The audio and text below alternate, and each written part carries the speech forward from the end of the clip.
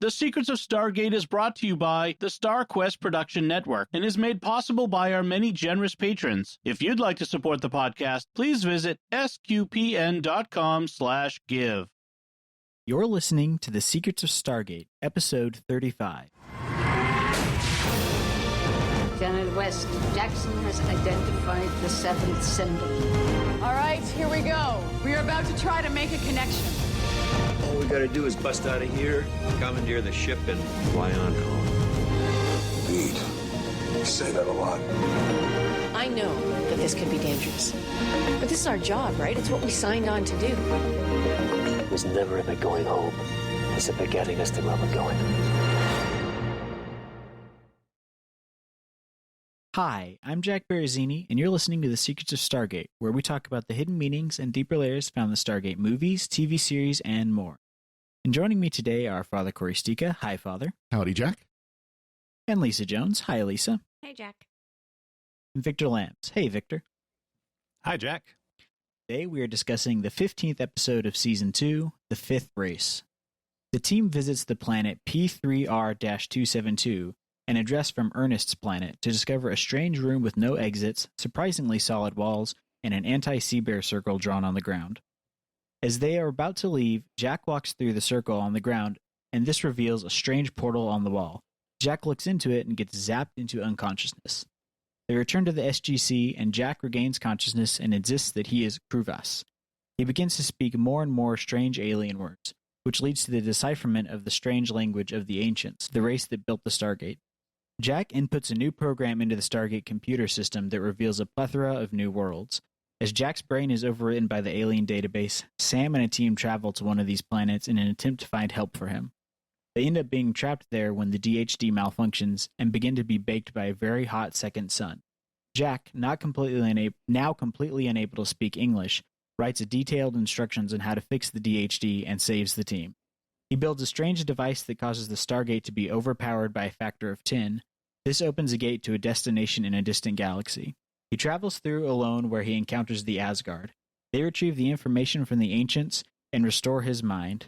The Asgard tell Jack about the alliance of the four races, the Asgard, the Nox, the Furlings, and the Ancients, and that they see great potential in humanity becoming the fifth race. What are your thoughts on this episode, Father? I don't know. You start out with the F word. I don't know if we can go from there. Yeah. Got to put the explicit tag on this episode. Now, is this actually the first time the Furlings are mentioned? You guys remember? Yep. Yeah, I thought it was. No, this is, of course, this is an important episode for the continuity of the story. You know, this really advances the plot line in the story, you know, in a major way, and we, you know, get to, and of course, it's interesting seeing Jack, you know, as his language changes, and he's like, "I didn't say that.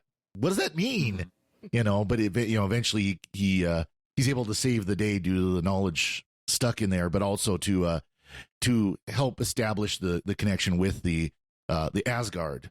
You know, that the Asgard see the humans as worthy of joining in their alliance. So it's a good episode. This is a good one, and it's kind of fun to see, you know, Jack and his what he does throughout it.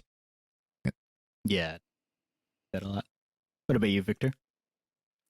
Yeah, I mean, this is definitely one of the most important episodes for the whole Stargate mythology. It sets up the next 14 seasons of Stargate, basically.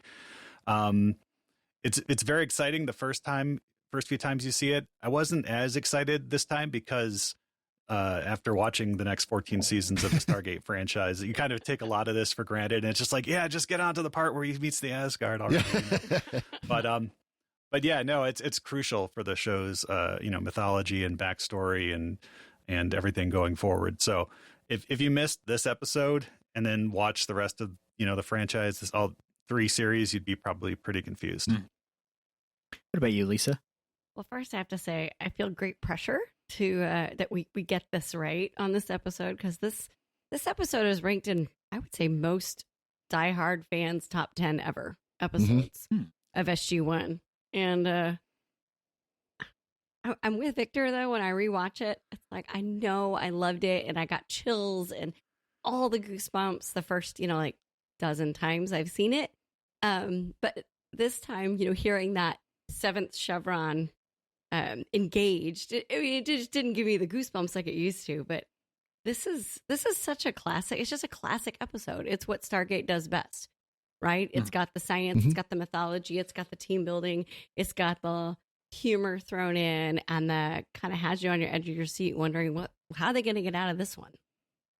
And then they pay off with the new aliens. Yeah, I really liked how it gave everybody something to do. I feel like it didn't. I didn't feel like. I feel like a lot of times you get the dynamic where there's 2 or 3 of the team have something really important to do, and the third one is kind of sidelined to the point of not really being there at all. Mm-hmm. But I felt like everyone had a meaningful part in this episode. I guess Teal'c was the least. Teal'c, go get Jack. Teal'c, go check on Jack. Teal'c, see if Jack's still. Teal'c, manually dial the gate. Teal'c, you can't manually dial the gate. Punch Jack in the face.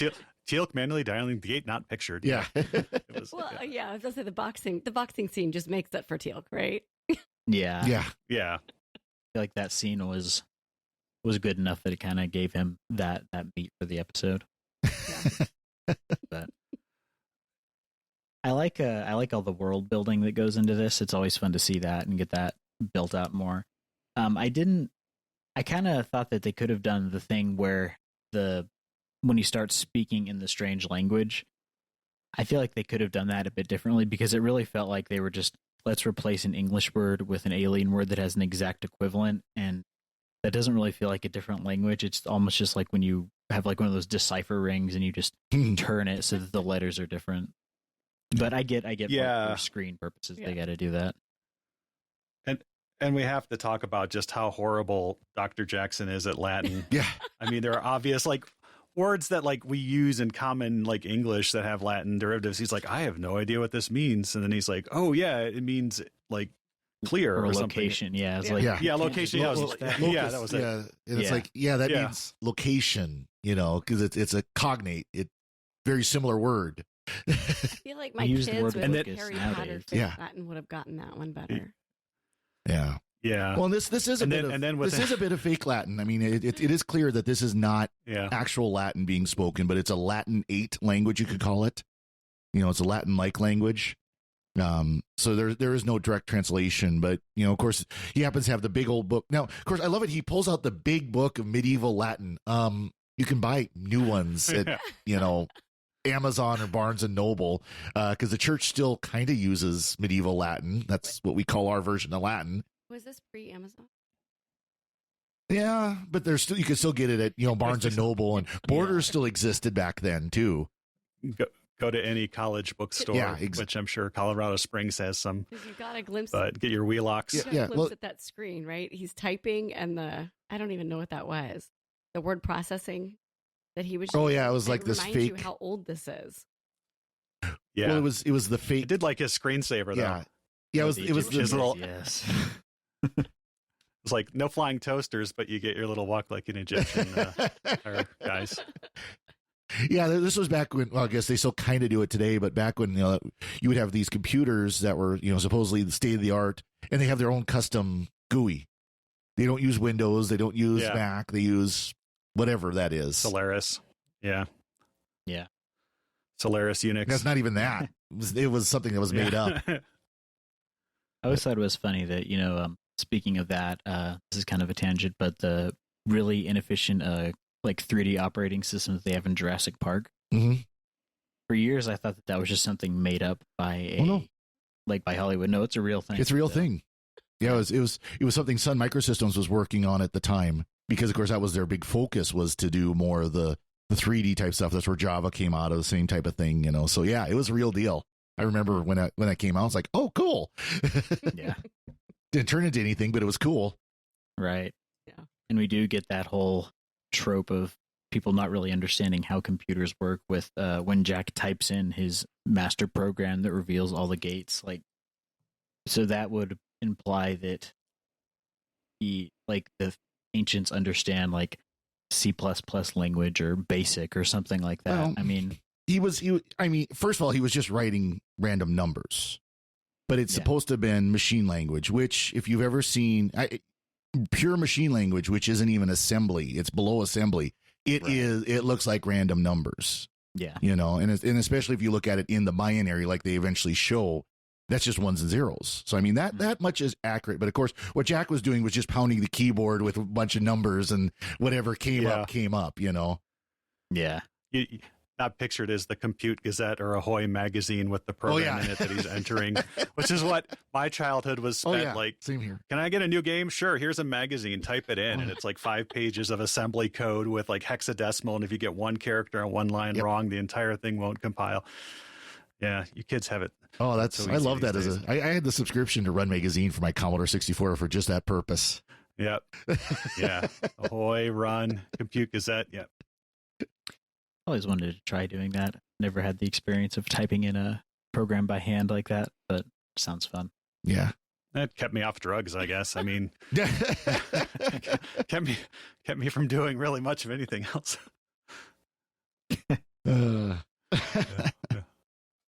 Yeah. I do like I feel like they're branching out a lot with like the set design of the new worlds. We're getting less and less just Vancouver forest and more interesting locations. Like the episode before this, it was more like a mist kind of looking world, like that old 90s game. And then the episode following this, we also get a more interesting landscape with some really cool visuals. But I do like this really weird amorphous alien room that they come into. And I also like how we don't really get any explanation beyond that for this episode, which keeps the ancients more mysterious. And I know that we're going to see them later on, but I like that they don't just show everything right off the bat. Yeah, I just still can't believe like how like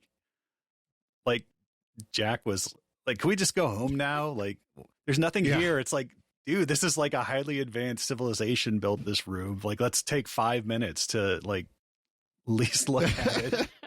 It's like these lights are being powered by something. We're underground. Like how is this all working? Let's just go home. We're in this marble room that you pound on the wall, and it's obviously solid marble. Clearly not a stage, so must be something important here. Yeah. But Jack's like, I'm bored. And they just completely ignore the very obvious bright blue circle that's on the floor. He's like, they don't even like consider it until he walks through it and it activates the like that portal thing on the wall. No, it was the circle that caused them to actually go and look at it. Because, of course, there's the opening scene where Daniel's like, see, we've got these 4 languages, and we know one of these is the Asgard. So this one must be, something important, equal. And we found this circle, and they're all looking at him like, okay, and? You know what this means, right? We found a circle. Found a circle with script. What does it mean? I don't even know how to speak it, Yeah. Yeah, Daniel had some great little excitements, throughout this whole episode of, I have no idea, but it's so exciting. And Jack's just kind of like, yeah, whatever. Yeah, I do wonder, it was an interesting choice to make him like not speak for like the back half of the episode, and I wonder if there was like a off-screen reason for that, or if they were just like, let's play with it, go with that. I didn't find anything online about that. I did discover an interview with I lost his name. The writer of the episode, which would be Robert C. Cooper. Yeah. And in it, he really just said that he wrote the episode as a way to kind of grow closer to Richard Dean Anderson as the right Jack-centric episode, so that he wanted to be a showrunner, and he needed kind of, I hate to say buddy up, but get to know him better. And so this was an episode he created for that purpose. Interesting. Yeah. I think it worked. I don't. Yeah. Obviously it worked. I don't see it's like, I wrote this episode for you. You don't say a word in the last 25 minutes. You just got to sit there and look confused and draw things. Does that work for you? Yeah. Yeah. And just shrug. But you think about it, as far as, we see Richard Dean Anderson, they put him in this situation quite a bit, right? Things happen to him, and he either is way overboard acting. You think about, oh gosh, I really struggle to think of the names of the episodes. The one in the early first season, is it Need? The one where the Where they turn- antihistamines, the histamines, Yeah. and he grows the forehead and the hair. No, and all Broca, that. yeah. Oh, Broca. That's Yeah. it. And he's either like way over the top or he's extremely subtle. Just like whatever. So it's kind of fun that they do this so often for him as an actor. Yeah, I like that. You might say he runs the gamut of emotions from A to B, Yeah. as they used to say. Yep. I do like that he was actually in this episode though, because as soon as he got zapped by the thing and we cut to the opening, I was like, oh great, this is going to be another one of the characters is incapacitated throughout the episodes, isn't it? So I'm glad that they did not go with that. Yeah. He walks out at the end, stretching his arms, yawning. It's like, what I miss? Yeah. I think they actually do that in an episode later. I think they do. We have to talk about other. Yeah, I think Rodney had or something in Atlantis or something. But we have to talk about other sci-fi shows that have done like the same presence of like a character getting like knowledge beamed into their head. They did it on Next Generation with Barclay, Lieutenant Barclay, the Nth Degree, and he actually at least got to sit in a really cool chair with like all these lasers shooting into his head. Yeah. And on Jimmy Neutron, Sheen has the same thing. Jimmy builds a helmet for Sheen, and his head gets really big, and he can fly or he can float around because he's so smart. I don't know. I thought Richard Dean Anderson's head should have gotten big, and he should have been able to at least like levitate or something. But no, he just builds neat stuff. I guess That is true. This was he's a maker. Yeah. Yep.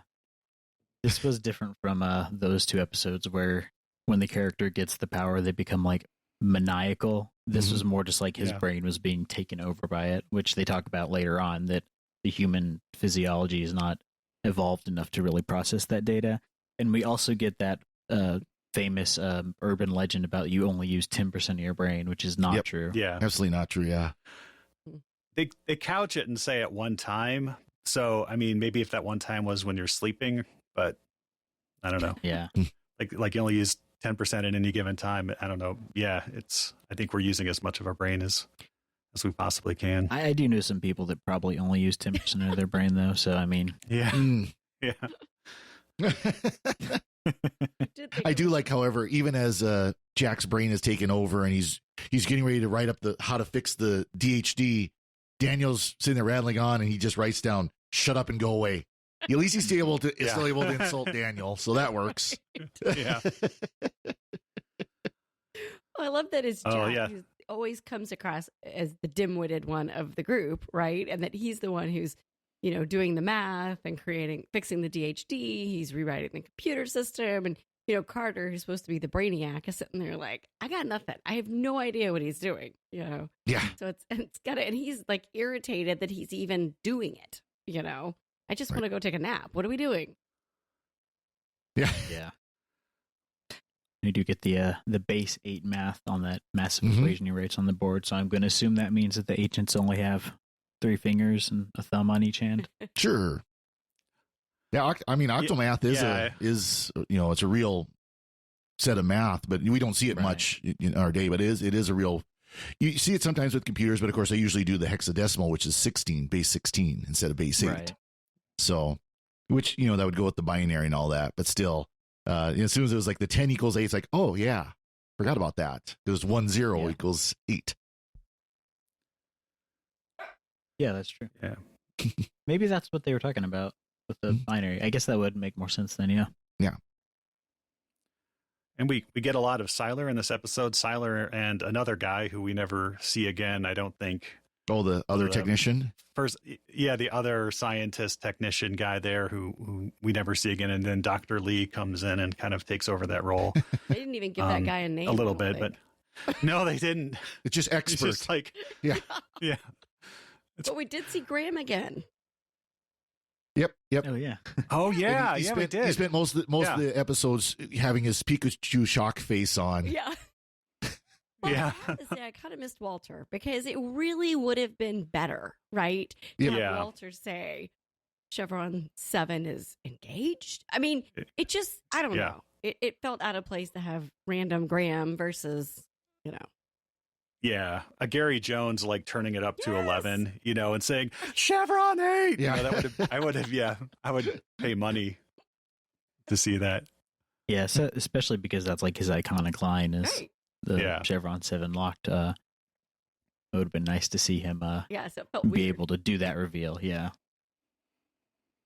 But it's really also good that I had forgotten, obviously season 7, when they find the city of the ancients, and then eventually how they, get to Atlantis, is they need a source of power to make that jump to another galaxy. I had forgotten that they had actually gone to a different galaxy in this episode for some reason, and had used like Jack's supercapacitor or whatever to charge up the gate. Yep. So that was kind of cool, although I don't know what galaxy Ida is, but I think it's I just don't know my gal.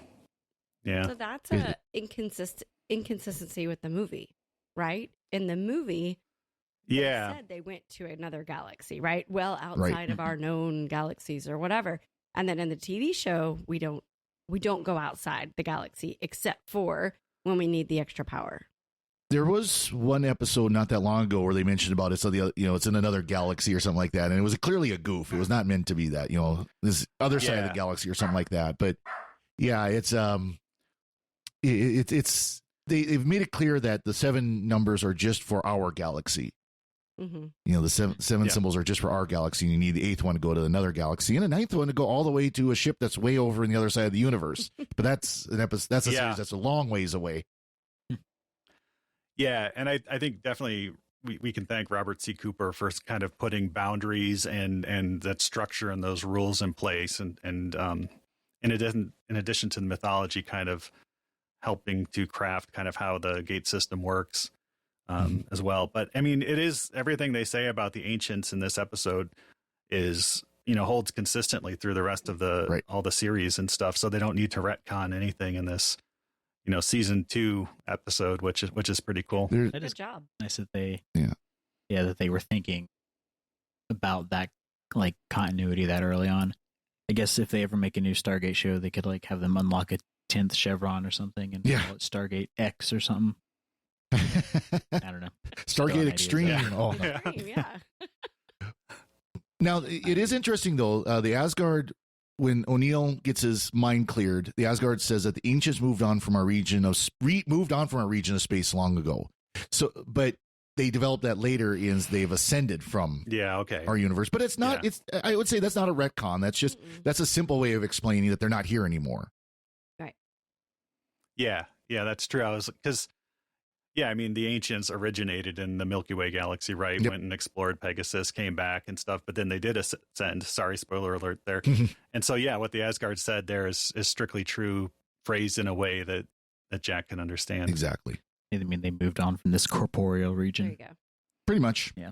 They turned into glowing jellyfish. And they don't interact with us They hold anymore. hands. Yeah.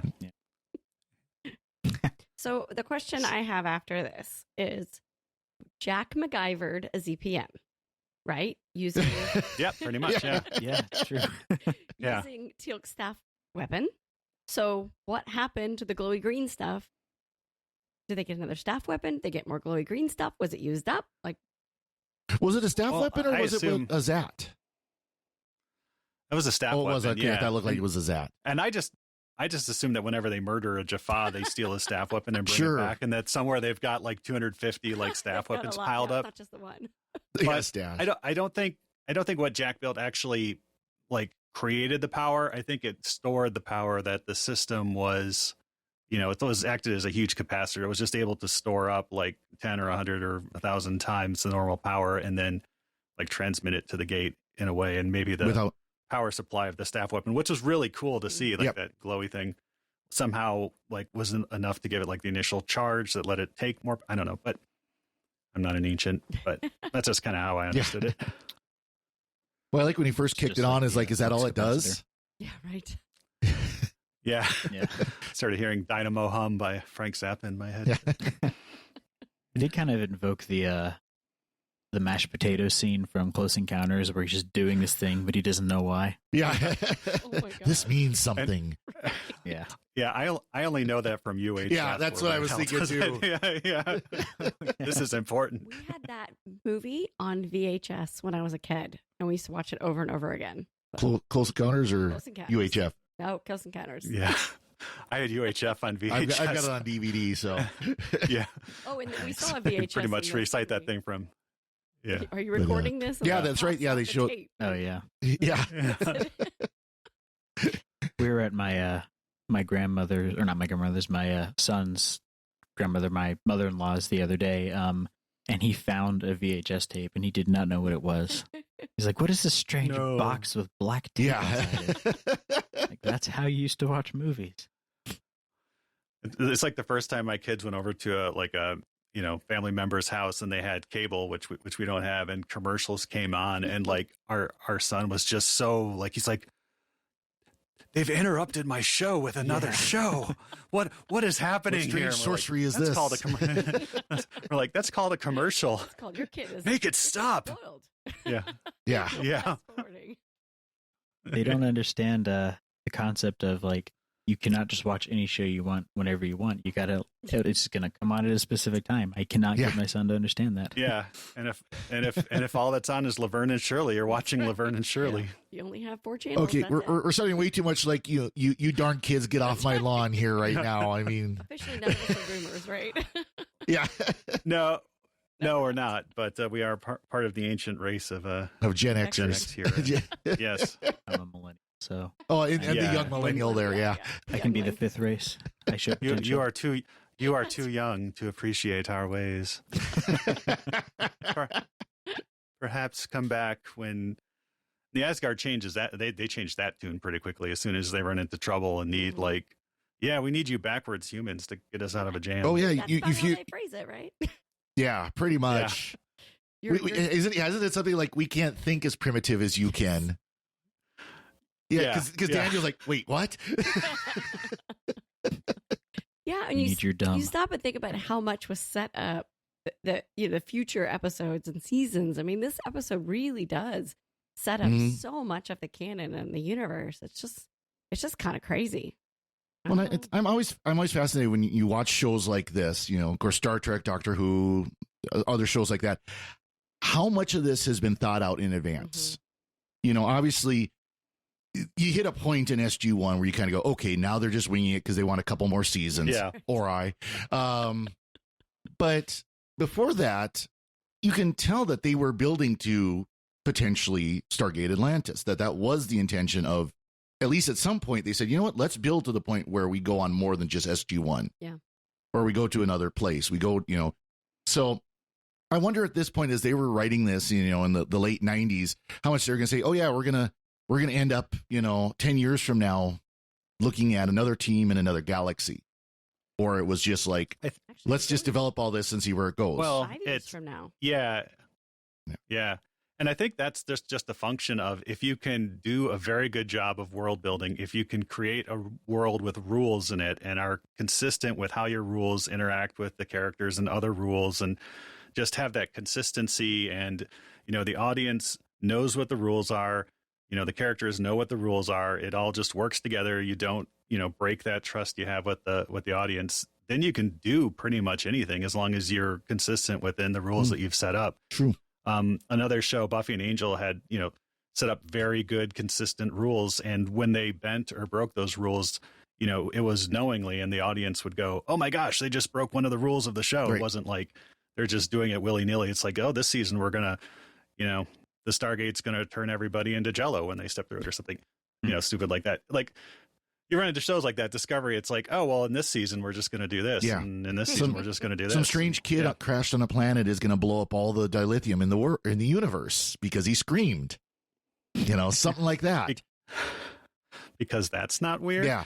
No, because that's like, it's not a Star Trek. That's like a, Stephen Moffat, Doctor Who, like, type plot. Yeah. Well, and it's CW plot. Yeah. Well, yeah, exactly. I mean, what always kind of amazes me about this, you think of like, J. Michael Straczynski, who literally wrote out all of Babylon 5, at least the overarching story, before he even filmed a single scene. He knew exactly where Babylon 5 was going to start and exactly where it was going to end. Now, he had to change some things with, like an actor getting seriously mentally ill, but beyond that. Or not getting renewed and then getting renewed. Yeah. Oh, yeah. Like, yeah. Interesting. At the last minute. The showrunners for Stargate, at what point were they projecting that far in the future? Right. I think you can see it. I think you can see it in season I don't know if it's season 6 or season 7 when they bring Weir in, Mhm. and they have the first mention of like the tablet, and Apophis is looking for this tablet, or not Apophis, Anubis is looking for the tablet and stuff. And I think at that point you can tell, oh, they're planning for a spin-off here. But again, that's also if you have like a very consistent, well thought out world. Right. I mean, you can do like Laverne and Shirley and Happy Days. You can do as many spin-offs as you want. Well, and like I think I like what you said about the rules and kind of here it is and being consistent, because if you think about it, they bring back this, plot. I mean, Jack gets his head sucked and, all that stuff downloaded back into his brain again later. I mean, this happens again to set up Atlantis. So it's kind of a cool that they were able to even do it, and we didn't blink.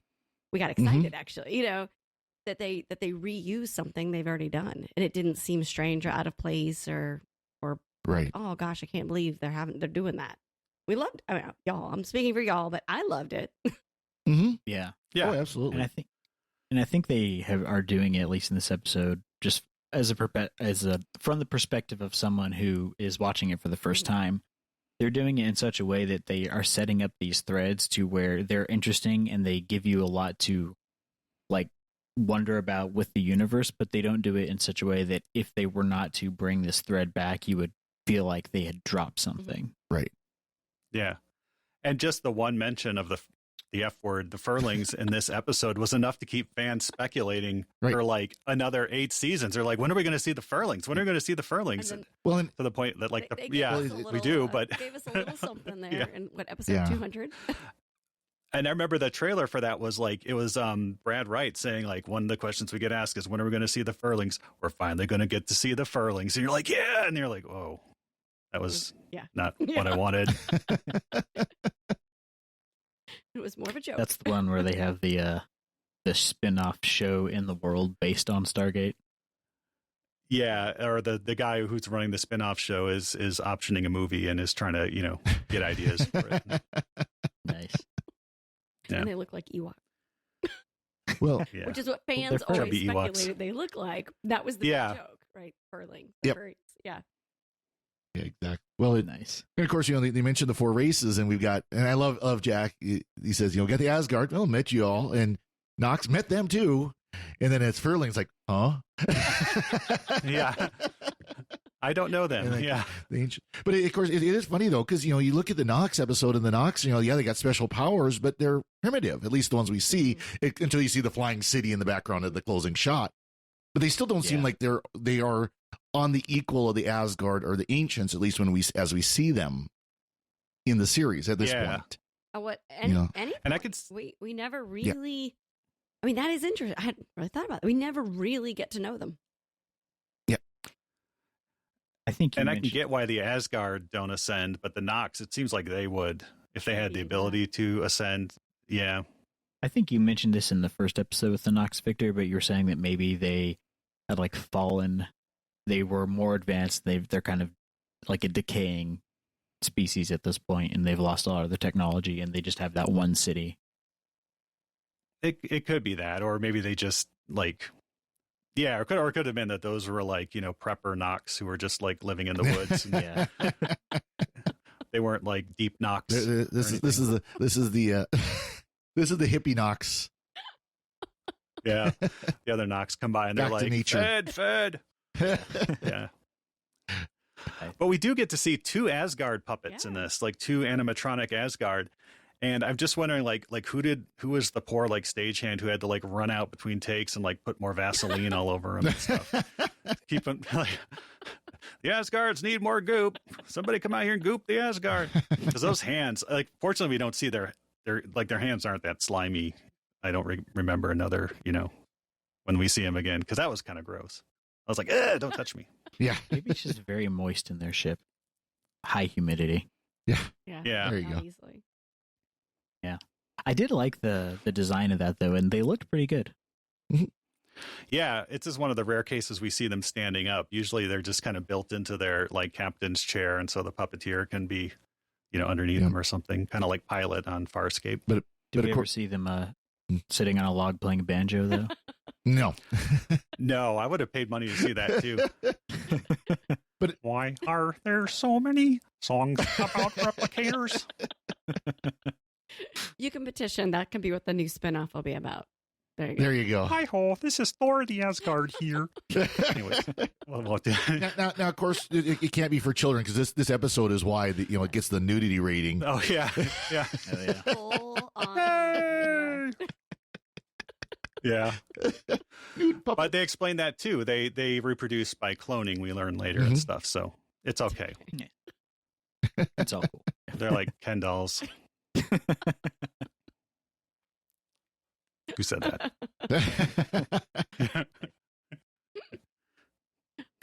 Awesome.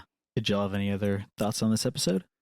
So I get a kick every time we see General Hammond with his laptop. He's hunting and pecking. Yes, you ever notice that he does the 2-finger hunt and peck typing?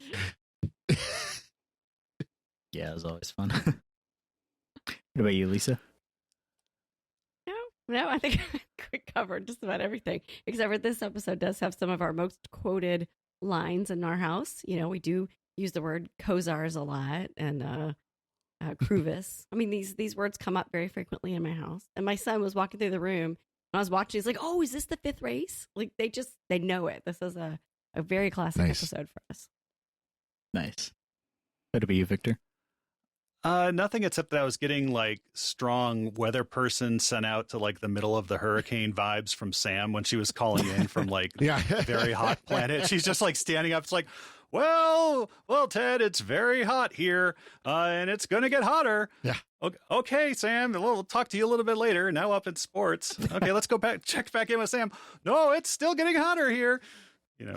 Yeah, definitely. But did give off that kind of vibe. Oh, one thing we forgot to mention is this is the episode where it makes it clear that the Gaul did not build the Stargates, but that it was the ancients that built it. Yeah, we forgot to mention that. We got to make sure we get that in there as well, because of course, at the beginning, the humans assume that the Gaul built the Stargates, but then it turns out no, they stole them from the ancients, just like they did everything else. Right. Yeah, that is true. That's definitely nice to see where this actually came from, and that the Gould did not really have anything to do with it. And we missed the scene where when Jack comes back and Daniel goes, "I was right." Yeah. Yeah. Yeah, we never really get a payoff on like the whole like Romans worshiping the teachers of roads or the people who built the gate network. We don't really get that tie into the ancient Romans, like aside from like they speak of derivation of Latin and stuff, but they could have done more with that. That could have been cool, but we get some stuff with like the Arthurian legend, but I don't recall there being a lot with the ancient Romans. But I did enjoy hearing that again this time. Yeah. I'm always down for space Romans, so that would have been cool. Yeah. Awesome. We have some feedback on our episode Secrets on YouTube. Paul Leone says, "Another fun episode. Jacob Carter is so much fun going forward, and I'm glad they nailed the casting just as they did with Braytak. Speaking of Australia, I'm kind of surprised that we never saw an Australian, or at least Commonwealth, SG team. Meanwhile, independent Scotland, Belarus, and Zimbabwe, were represented on Atlantis somehow, and America's two main rivals were given intergalactic warships. The geopolitics of the SG-verse are a little weird, aren't they?" Mm-hmm. And see, I don't know if that says more about the politics of the SGC or the politics of like Canada and Australia, particularly Vancouver, because you'd think that there would be a lot of Australians on like those Vancouver produced sci-fi shows. And like the only one I can think of was Taggart or whatever his name was in Eureka. And he was played by a Canadian. Matt Frewer played an Australian person. That's right. With a not very good Australian accent. Well, that's Matt Frewer, though. So, he's so camp. Yeah. He's so campy in like everything he does. I mean, yeah. So I don't know. Maybe there's some rivalry between like Vancouver and Australia. That because you had Canadians obviously in Atlantis. Yep. You did have Brits, including Scots. Yep. And you had, of course, Americans, but you didn't have and Czechs. Czechs, yeah. Which I can't wait till we get to those. That's so much fun. Yeah. He starts cursing, literally cursing in Czech. Nice. Yeah. So that is a kind of interesting point, though, that there wasn't. Maybe that's SG-25. I don't know.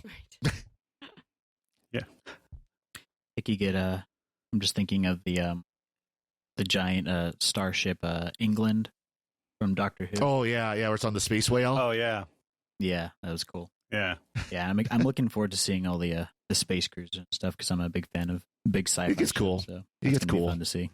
Yeah, you have to wait another 4 seasons, but once you start seeing them, they start coming hot and heavy on Nice. the Speaking space of battleship front.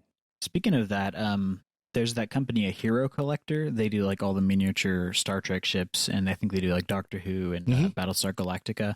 They are starting a Stargate line. I saw that's going to start coming out. Yes. So you can get it was Eagle the gold Moss. ship. Ooh, I think it's Eagle Moss. That's Yeah. Yeah, they've got got TARDIS with all the different doctors. They've got some SG-1 stuff. Yeah. Forgot about that. The Daedalus and the Gould ship, I think, are the first ones that are coming out. very cool. Yeah, no, those would be worth picking up because any sort of like Stargate toy that was on around the time, early 2005, 2006, like even a Dr. like Weir is going for like $70 or $80, I think, on eBay. So yeah, there's a hot market for Stargate collectibles. Yeah. It's fun that after all these years, it's still so popular. Maybe growing. I don't know. Yeah.